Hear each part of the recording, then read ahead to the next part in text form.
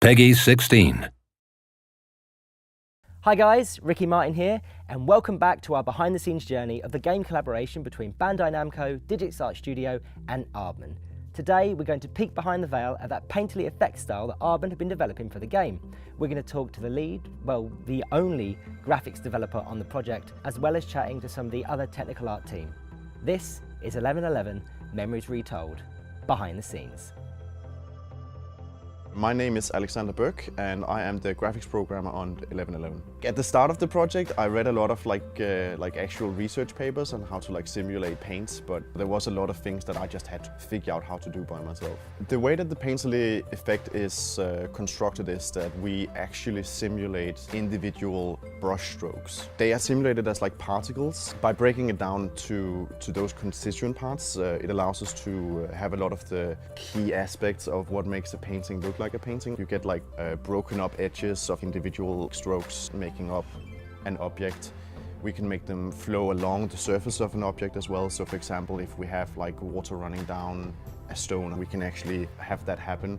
We can also change how quick each stroke is coming in and out of existence, which makes it boil. And we can also define in what directions should the strokes go, which is quite important in determining the shape of an object. I've had three key areas that was important for the painterly effect. One, make it look the way we wanted it to. Two, make it performant enough so it could actually run at a good frame rate on current consoles and PCs. And three, make a workflow for the artists so they could also create content. I think especially the third one has actually been in some ways the most challenging, because what we do is so new, it hasn't been done before. It's basically been creating the track for a train while the train has started moving, so it's just going fast enough to make sure that everyone can keep moving forward.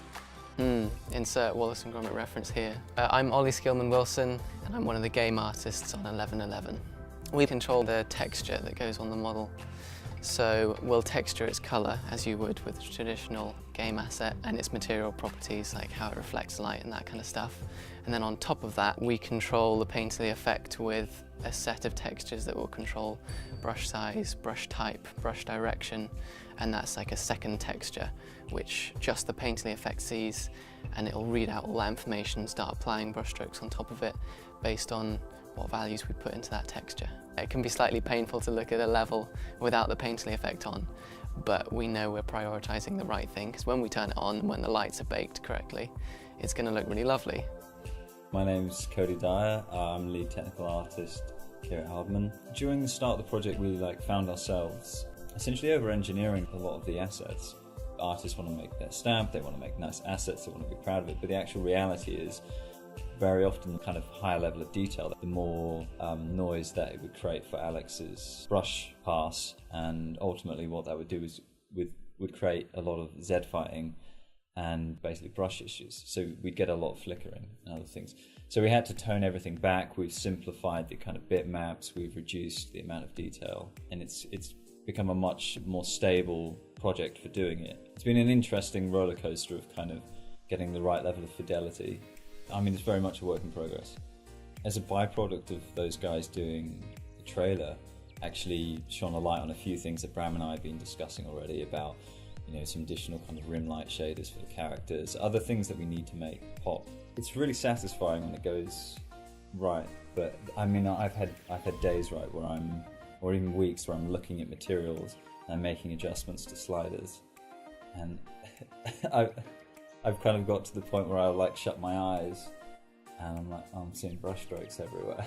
So it's kind of, you kind of feel like you're going a little mad from it. Currently the effect is starting to look really great. Our own confidence in it has been sort of oh, I hope this is gonna look good. Having not done this before, when I work on a project I want to push the state of the art forward. It's one of the main reasons why I joined 1111, that we were trying to create a non-photorealistic rendering and really push the boundaries there. That excited me. It astonishes me that we're actually able to do it in the first place, because people come from so different backgrounds. Programming is very much it's driven by logic. There's a right and wrong, and then you go over to art where it's much more subjective. Our disciplines affect how we think.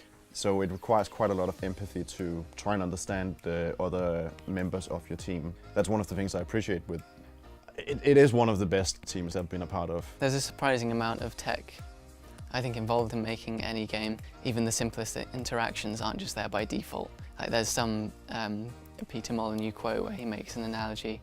Rather than it being about building a house, it's about building the architectural discipline and then building the house. Like you have to figure out the tool and the workflow before you can even start making the thing in the first place. And that's very much what this project has been, where you're building this effect from scratch, which Alex has done super impressive work on. So that's just very, very new and very, very technical, and yeah, a new workflow for every artist on this project. And I've never seen anything like it.